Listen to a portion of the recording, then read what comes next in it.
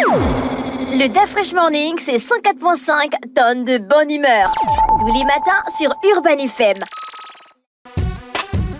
Vous êtes sur les 104.5 Urban FM, la station urbaine, et vous écoutez le DAF Fresh Morning. On est avec Jean-Paul, bonjour. Bonjour, DAF Fresh. Comment tu vas ce matin? Ça va, ça va. Tu as entendu parler du film Gran Turismo? Oui. C'est tiré de l'histoire réelle d'un jeune gars qui joue à Gran Turismo. Oui. Oui. Et il a fait le podium du monde. Il a fait les 24 heures du Mans, oui. Sans avoir été un grand pilote. En vrai, il n'a pas été dans une école de pilotage. Bien sûr, on va le former, mais oui, on va le former quand même. Il va présenter certaines aptitudes justement à la conduite. Est-ce que ça veut dire que c'est plus simplement des jeux, c'est des réels simulateurs? Oui, mais Gran Turismo, c'est ça aussi son succès, c'est-à-dire qu'au fur et à mesure des années, les concepteurs ont considérablement fait évoluer le jeu en lui-même, en termes de sensations, en termes de graphisme, en termes de qualité. Donc tout ça fait que, et puis, il faut savoir que les automobiles qui sont intégrées dans le jeu sont intégrées en tenant compte des réelles capacités techniques de ces véhicules-là. Et en tenant compte aussi du réalisme des circuits. Les circuits qu'il y a dans Gran Turismo, ce sont de vrais circuits qui existent vraiment. Donc, lorsque vous jouez à Gran Turismo, quel que soit le véhicule que vous avez, qui est un véhicule qui existe vraiment. Dans les mêmes conditions réelles, le véhicule va agir de la même manière. Disons que ça va se rapprocher. La simulation n'est jamais proche à 100%. Il est allé jusqu'à dire que les freins étaient glacés. Les freins étaient glacés. Oui, on lui a demandé comment tu sais ça. Il dit j'ai l'habitude de monter ce genre de voiture sur Gran Turismo. Voilà, c'est aussi un film, on exagère un peu. Mais ce qui est clair, c'est que le réalisme du jeu se rapproche énormément de la réalité.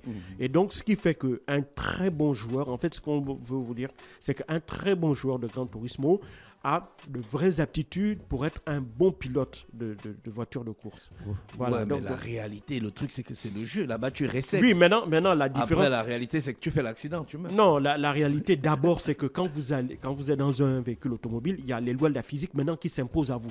Parce que quand vous êtes dans le simulateur, vous ne ressentez pas l'accélération, donc vous ne ressentez pas léger, vous ne ressentez pas tout ce qui est lié au frottement, le vent, le bruit, les vibrations. Oui. Donc, tout ça, vous ne ressentez pas ça, même si il y a un certain niveau de jeu dans Gran Turismo où sur les paramètres, vous pouvez essayer de faire qu'on intègre ça, mais vous n'allez pas avoir le vent, vous n'allez pas avoir l'accélération. Il n'y a pas comme un réel danger dans l'avenir, parce que les gens vont croire, en fait, là on est déjà sur deux situations. On est sur une situation où des gens ont appris à piloter sur des simulateurs. Oui, on l'a vu avec les attentats du 11 septembre. Voilà, et on posait des actes de terrorisme. Oui. Là, on voit un jeune qui apprend à piloter sur un simulateur et il finit troisième sur les 24 heures du monde. Les gens vont penser que le simulateur, après, ça peut être la réalité. On peut aller du jeu à la réalité en une fraction de seconde. Il faut que les auditeurs comprennent bien que même les pilotes de Formule 1 font énormément de simulations. Hein. Ah, d'accord. Ils en font beaucoup. Ils ne passent pas leur temps sur les voitures, à tourner sur le circuit. Pourquoi on fait de simulateurs? Pour une question de coût. Une voiture qui tourne sur un circuit, il y a une maintenance, il y a une équipe qu'il faut mettre là sur place, il y a du carburant, il y a tout un ensemble de charges qui fait que lorsqu'on est sur le simulateur, on fait des économies. On n'est pas sur le circuit, mais il faut les deux. Il faut les deux parce que, évidemment, quelle que soit la qualité du simulateur, on ne pourra jamais se rapprocher à 100% de la réalité même du terrain. Et donc, ce qui fait que les écuries automobiles essayent d'utiliser le dos au maximum. Comme les compagnies aériennes. Oui. Les pilotes, lorsque l'on passe d'un niveau de pilotage à un autre, on passe d'un type d'appareil à un autre, on ne va pas directement sur le nouvel appareil. On est obligé de passer de longues heures, de voir de longues semaines sur le simulateur. Et à partir de là, une fois que l'on a atteint un certain niveau de maîtrise dans le simulateur, et bien là, on passe maintenant à la réalité, on peut piloter le véritable avion. Donc, c'est exactement le même principe qu'il y a dans la course automobile. On fait énormément de simulateurs parce que, évidemment, ça permet de générer des économies et puis ça vous met à l'abri d'éventuels accidents, etc. D'accord. L'actualité internationale nous emmène où ce matin? Ça nous emmène aux États-Unis où aujourd'hui, on va avoir Donald Trump qui va se rendre sur un piquet de grève. Ce qui se passe aux États-Unis est historique. sur ce point de vue-là, c'est-à-dire que de toute l'histoire de l'automobile, de toute l'histoire même de la grève, on n'a jamais vu aux États-Unis 2 présidents se rendre sur un piquet de grève, c'est-à-dire 2 présidents qui viennent ouvertement soutenir les grévistes. On est quand même dans le pays le plus libéral du monde où le droit de grève n'est pas obligatoire sur l'ensemble des États-Unis. Il y a des États où le droit de grève, le droit de grève existe, il y a d'autres où ça n'existe pas. Il y a d'autres où il y a une espèce de liberté. Vous avez des entreprises, les gens ne le savent pas, il y a des entreprises comme Amazon où il n'y a pas de syndicat. Amazon aux États-Unis, Amazon en France par exemple, il y a un syndicat, mais Amazon aux États-Unis, il n'y a pas de syndicat. Vous prenez Tesla, Tesla n'a pas de syndicat. Pourquoi ? Parce que les dirigeants ne veulent pas de syndicat à l'intérieur de ces entreprises, ce qui paraîtrait totalement ahurissant. Par exemple, nous au Gabon, le droit de grève est inscrit dans le Code du travail, c'est reconnu même dans la Constitution et dans un ensemble de conventions, la Convention 144, la Convention 87. Donc tout ça, le droit de l'activité, le droit syndical est reconnu. Et aux États-Unis, ce n'est pas exactement le cas. Maintenant, ce qui fait que, évidemment, pour certaines grandes entreprises, il y en a d'autres, comme les vieilles entreprises, hein, et c'est ça la grande différence entre Amazon, Tesla ou bien General Motors, Stellantis et encore Ford qui sont concernés par cette grève-là qui a été déclenchée il y a 2 semaines. Alors, que veulent les grévistes ? Les grévistes veulent 3 choses. La première chose, c'est les grévistes veulent une augmentation de salaire de 40%. Pourquoi 40% ? Eh bien, 40%, ça correspond à l'augmentation de salaire que les dirigeants de ces 3 entreprises en moyenne se sont octroyés depuis la fin de Covid 2019. Donc, en un an, les dirigeants de Stellantis, Ford et General Motors se sont octroyés 40% d'augmentation de salaire, alors que les salariés n'ont rien vu venir jusqu'à présent. La deuxième chose qu'ils veulent, c'est un bénéfice sur les dividendes qui sont reversés aux actionnaires. Rien que l'année, si ça se fait énormément, c'est des moyens de distribuer des dividendes aux travailleurs. C'est déjà les récompenser parce qu'il faut savoir que eux aussi participent à la production interne. Ce sont même eux qui produisent le plus, c'est eux qui donc permettent à l'entreprise de générer du chiffre d'affaires. Et donc c'est parfois un moyen, soit de récompenser, soit aussi de garder les employés, surtout quand on est dans un secteur très compétitif où la qualité de la main-d'œuvre est de très haut niveau technologique. Et donc, des fois, dans des industries très pointues, il est difficile parfois de garder des ouvriers, enfin, de remplacer des ouvriers parce que la technicité est tellement forte. Et donc, les entreprises sont obligées de leur octroyer tout un ensemble d'avantages sociaux, dont la distribution des dividendes. Il faut savoir que pour, par exemple, General Motors a distribué 9,9 milliards de dollars en 2022 à ses actionnaires et Ford a distribué 10,4 milliards de dollars. Or, depuis quasiment 9 ans, le salaire moyen d'un ouvrier du secteur automobile américain n'a pas augmenté, alors que globalement, l'inflation a augmenté de près de 15%. Donc, les ouvriers américains de l'automobile, qu'est-ce qu'ils constatent ? Ils constatent qu'ils se crèvent au travail, si on peut utiliser le terme. Ils ont fait des énormes efforts. L'entreprise en a tiré d'énormes bénéfices et ils ont l'impression qu'au moment de récolter justement le fruit de ces efforts-là, ils sont purement et simplement mis de côté. Et donc, il y a 2 semaines, les syndiqués de l'UAW, donc l'United Auto Workers, qui est le plus gros syndicat des ouvriers du secteur automobile américain parce qu'il compte à peu près 180 000 salariés. Sur ces 180 000 salariés, il y a 125 000 qui sont en grève sur à peu près une quarantaine de sites sur l'ensemble des États-Unis, des sites qui appartiennent évidemment au Big Three de Détroit, hein, donc General Motors, Stellantis, qui était l'ancien Fiat Chrysler, et Ford. Et donc, si l'on sait déjà aujourd'hui que du côté de Ford, on est proche d'un accord, ce n'est pas absolument la même chose du côté de General Motors et de Stellantis, qui apparemment semble un peu bloqué sur un certain nombre d'avantages parce qu'il y a aussi, en dehors de le bénéfice des dividendes et l'augmentation des salaires, il y a aussi un certain nombre d'autres avantages qu'ils demandent, des avantages liés par exemple à certaines primes et aussi une revalorisation du calcul de leur retraite future. Parce qu'il faut savoir qu'aujourd'hui aux États-Unis, des retraités sont des parents pauvres de justement cette dégradation de leur vie due à l'inflation. Et donc, ils veulent se prémunir de éventuellement la dégradation future de leurs droits. Et donc, ils veulent également que l'on revoie la hausse, qu'on leur accorde d'autres avantages, notamment celles liées au calcul de leur retraite. Et donc, comme je le disais, pour Ford, il semblerait qu'on va s'approcher, les syndicats et les dirigeants s'approchent d'un accord. Ce n'est absolument pas la même chose pour General Motors et Stellantis, mais bien entendu, il est clair que la pression est sur leurs épaules. Et il faut bien comprendre qu'au niveau de Ford, Ford est en train de céder. Pourquoi? Parce que la branche canadienne d'United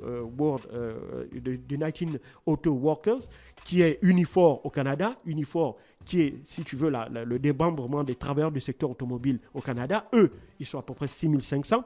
Ils ont 6500 sur 18 000 travailleurs du secteur automobile au Canada.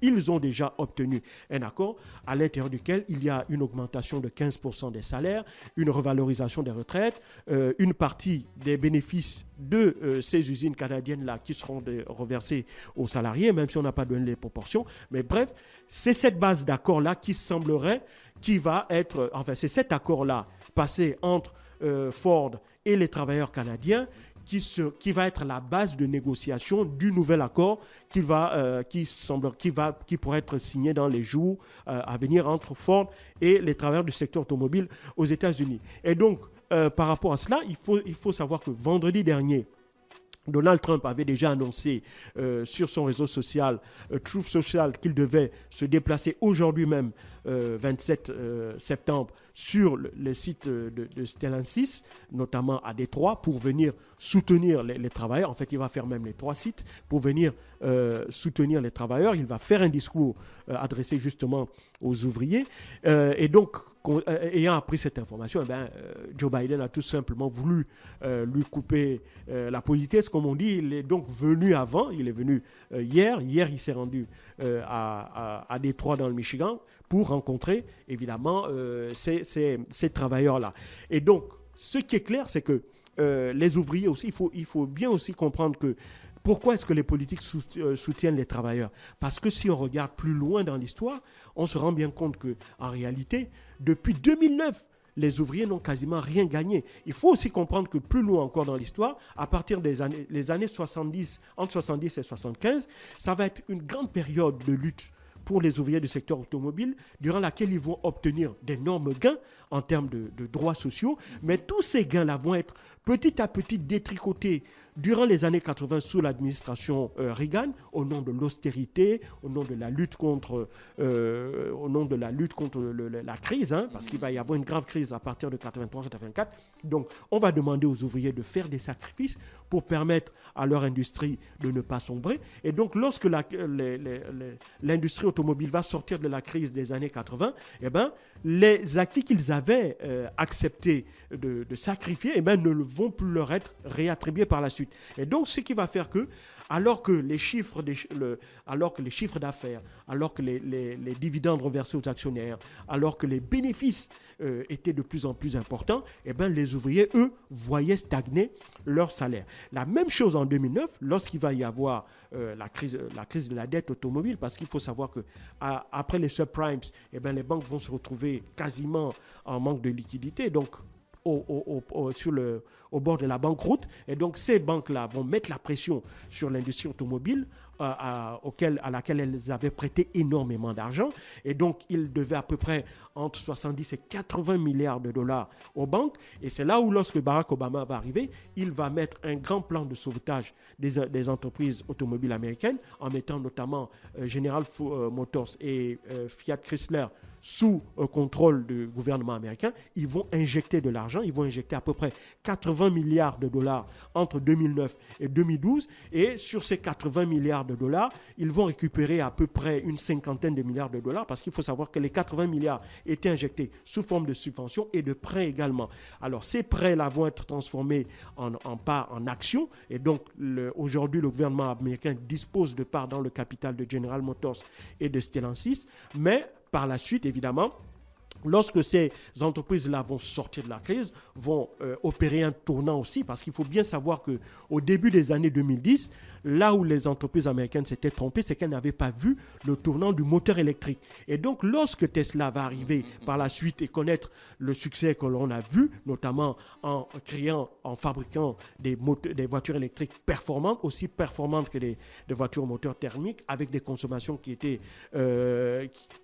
absolument phénoménales. Donc tout ça a fait que le public s'est petit à petit détourné aussi des véhicules thermiques, et aussi derrière, à cause du discours écolo, la lutte contre pour les émissions de gaz à effet de serre, avec tout leur impact sur le réchauffement climatique et tout ça. Et donc tout ça va faire que Tesla va gagner en compétitivité, va gagner en chiffre d'affaires, et donc le Big Three va perdre énormément d'argent. Donc, à partir de 2012-2013, ils vont opérer le tournant en fabriquant des voitures électriques, et des voitures hybrides aussi. Et donc, tout ça va faire qu'à partir de 2018-2019, ces entreprises-là recommencer à gagner de l'argent. Il va y avoir une petite intermède, notamment durant les 2 années de Covid, où les activités vont être quasiment à l'arrêt sur l'ensemble du territoire américain. Et tout va redémarrer rapidement après le Covid, donc à partir de 2022. Et là, fin 2022, automatiquement, il va y avoir un bond des commandes, des ventes exponentielles, notamment hors des États-Unis, et des chiffres d'affaires et des bénéfices records que je viens de citer là. Malheureusement, toujours une fois encore, les ouvriers vont être les oubliés de tous ces efforts-là, de toute cette réussite économique et financière des géants de l'industrie automobile. Et donc, c'est la raison pour laquelle eux, ils ont maintenant l'intention de récupérer ce qu'ils considèrent comme étant leur dû, parce qu'ils considèrent que depuis donc les années 80, ils ont fait des sacrifices pour aider leur entreprise à sortir à chaque fois de la crise. Et une fois sortis de la crise, ils sont oubliés. Et donc, ils tiennent ferme jusqu'à présent pour que, évidemment, leurs conditions de travail et surtout leurs conditions salariales soient revues. Ce qui est clair, c'est qu'avec la visite aussi de Donald Trump, c'est un coup de pression qui est mis notamment sur les dirigeants de ces automobiles, de ces compagnies de constructeurs automobiles, qui savent très bien qu'ils n'ont pas d'argument pour pouvoir contrer ça. Et en plus, on est à la veille d'importantes élections, notamment aux États-Unis, et donc aucun candidat n'aurait intérêt Donald aujourd'hui Trump se comporte comme un candidat. Est-ce qu'il est candidat? Oui, il est candidat. Est-ce qu'il a été adoubé par le parti républicain? Non, il a déjà dit qu'il ne va pas participer aux primaires, parce que, écoute, il regarde les sondages, tous les sondages le donneraient vainqueur. Et donc, lui, il estime que ce serait une perte de temps. Lui se voit déjà comme le candidat adoubé du parti républicain. La seule chose qu'il pourrait faire, qu'il ne puisse pas se présenter à cette élection, c'est qu'il soit condamné pour haute trahison, notamment. Pour l'affaire des documents. Non, pour l'affaire surtout pour l'affaire surtout de l'assaut du Capitole du 6 janvier. Ah oui, et aussi le fait qu'il avait demandé au secrétaire d'État de Géorgie de falsifier les résultats de l'élection. Ouais, mais ça, c'est pas prouvé. Non, il y a des enregistrements téléphoniques qui sont là, et c'est la raison pour laquelle le procureur de l'État de Géorgie avait lancé ce mandat d'arrêt contre Donald Trump. Donc, il avait dû se rendre à Atlanta et puis aller quelques heures en prison, faire la photo et puis ressortir, puisque évidemment ses avocats avaient interjeté appel. Donc, ce n'est que pour l'une de ces raisons-là que sa candidature pourrait être invalidée. Mais pour les autres charges qui lui seraient imputées, y compris le fait qu'il ait détenu des documents classés secret défense qu'il aurait dû renvoyer aux archives nationales, même s'il est condamné et emprisonné pour ça, cela ne peut pas l'empêcher d'être président. Donc, même étant en prison, il pourrait être élu. Et s'il est élu en étant prisonnier, il pourrait se gracier lui-même et continuer directement à présider aux destinées des États-Unis. Merci Jean-Paul pour l'actualité internationale. René, qu'est-ce qui te fait rire? Merci Jean-Paul pour l'actualité internationale ce matin sur les 104.5 Urban FM, la station urbaine dans le Da Fresh Morning. Le Da Fresh Morning, c'est 104.5 tonnes de bonne humeur. Tous les matins sur Urban FM.